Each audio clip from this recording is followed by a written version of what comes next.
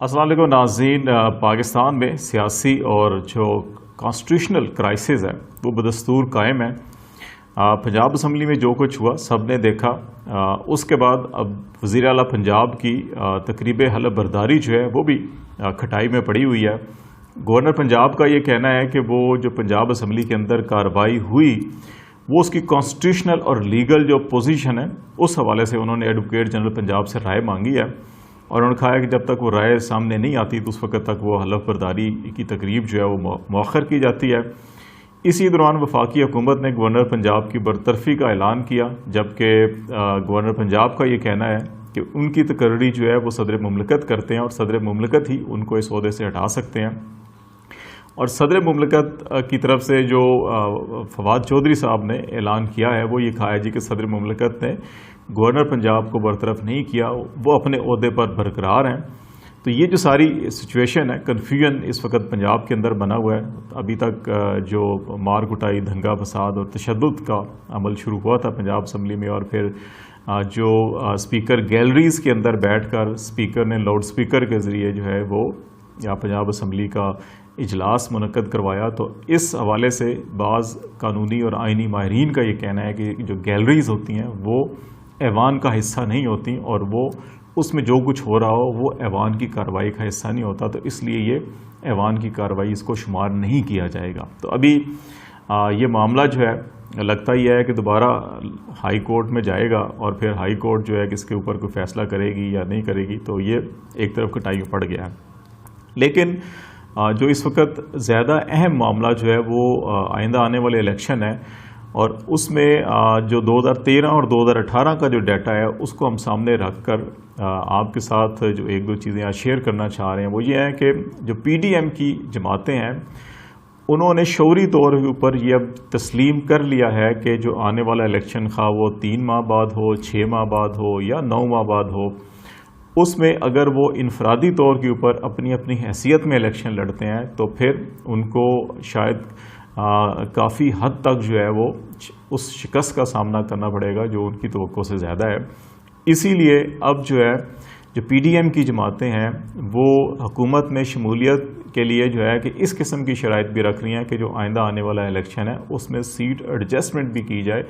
उसको भी एग्रीमेंट का हिस्सा बनाया जाए, तो तब वो इस वक्त वफाकी हुकूमत का हिस्सा बनेंगे और उसमें शामिल होंगे। और इसकी सबसे बड़ी मिसाल जो है पाकिस्तान पीपल्स पार्टी की है। कॉन्स्टिट्यूशनल पोजीशंस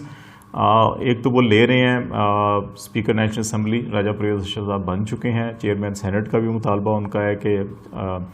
इनके खिलाफ जो है कि चेयरमैन सेनेट के खिलाफ अदम एतमाद लाई जाए, और फिर उनके बाद जो चेयरमैन सेनेट हो वो यूसुफ रज़ा गिलानी साहब का नाम लिया जा रहा है कि उनको बनाया जाए। और फिर इसी तरह सदर मुमलकत की जो पोजीशन है वो भी पीपल्स पार्टी अपने पास रखना चाहती है। पंजाब का जो गवर्नर है मखदूम अहमद महमूद का नाम फाइनल किया गया है, उनको भी पीपल्स पार्टी जो है कि अपना पास रखना चाह रही है। तो ये ओहदे उन्हें मिलते हैं तो तब जो है कि वो कैबिनेट का हिस्सा बनते हैं। लेकिन अभी भी जरदारी साहब की ख्वाहिश है कि कैबिनेट का हिस्सा नहीं बनना चाहिए, बिलावल साहब की ख्वाहिश है कि बन जाना चाहिए। और दूसरी तरफ जो है कि पीपल्स पार्टी PMLN से ये भी कह रही है कि जो नेक्स्ट इलेक्शन है पंजाब के अंदर उनको कम से कम 15 से 20 सीटों के ऊपर जो है एडजस्टमेंट की जाए, और जहाँ पे पीपल्स पार्टी के अहम जो कौमी रहनुमा इलेक्शन लड़ रहे हों उनके मुकाबले में कोई उम्मीदवार खड़ा ना किया जाए। इसी तरह से JUI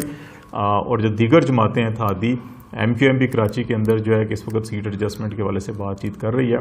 तो ये मामला क्यों, इस किस्म का ख़तरा जो है कि वो क्यों फील हो रहा है PDM की जमातों को कि वो अभी इलेक्शन से बहुत दूर हैं और उनको ये लग रहा है कि उनको शिकस्त होगी। अगर वो सब मिलकर इत्तेहाद बनाकर सीट एडजस्टमेंट करके PTI का मुकाबला करेंगे तो फिर उनको ये तवक्को है कि वो इतनी सीटें निकाल लें कि शायद मिलकर हुकूमत बना लें, वरना उनका ये ख्याल है कि PTI सिंपल मेजॉरिटी के साथ तो आराम से जीत जाएगी, दूसरी सूरत में 2/3 मेजॉरिटी भी हासिल कर सकती है। अगर हम 2013 और 2018 का डाटा देखें, पाकिस्तान में शरह आबादी को देखें, आबादी के इजाफा देखें, और फिर नौजवान की जो डाटा है वो जो 18 साल से ऊपर आ रहे हैं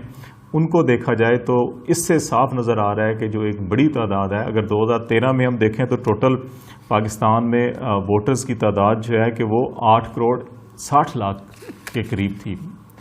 جو 2018 میں اس میں تقریباً 2 کروڑ ووٹرز کا اضافہ ہوا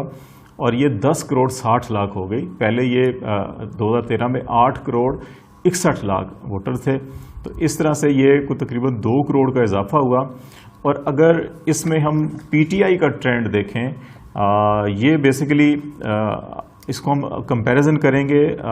بھٹوازم اور اینٹی بھٹو جو 90 کی 80 کی دہائی میں الیکشن ہو رہے تھے. تو اب جو ہے پچھلی ایک دہائی سے سٹیٹس کو اور سٹیٹس کو برقرار رکھنا اور سٹیٹس کو ختم کرنا, یہ 2 نظریات ہیں. اور اس وقت جو ساری جماعتیں جو سٹیٹس کو کی حامی ہیں, پرانے پاکستان کی حامی ہیں, وہ اکٹھے ہیں. اور جو سٹیٹس کو ختم کرنا چاہتے ہیں اور نیا کچھ کرنا چاہتے ہیں وہ پی ٹی آئی ہے. تو اس وقت پی ٹی آئی الگ سے ہے اور سٹیٹس کو کی حامی ساری جماعتیں ایک طرف ہیں. اور اگر ہم اس کو دیکھیں تو یہ ٹرینڈ جو ہے کہ جیسے 80 کی دہائی میں بھٹو صاحب کا پیپلز پارٹی کا ووٹ ابھی تک 70 لاکھ کے قریب کھڑا ہے, اینٹی بھٹو بڑھتا رہا تھا, لیکن اب پچھلی ایک دہائی سے سٹیٹس کو جو پاورز ہیں ان کا ووٹ منجمد ہو چکا ہے آلموسٹ, اور جو اینٹی سٹیٹس کو ہے وہ مسلسل بڑھ رہا ہے پی ٹی آئی کا. 2013 میں جو پی ٹی آئی کا ووٹ تھا وہ 77 لاکھ تھا, لیکن یہ جب 2018 میں ٹوٹل ووٹ 2 کروڑ کا اضافہ ہوا, اس میں سے 50% ووٹ جو ہے وہ پی ٹی آئی کو گیا. اور یہ پی ٹی آئی کا ووٹ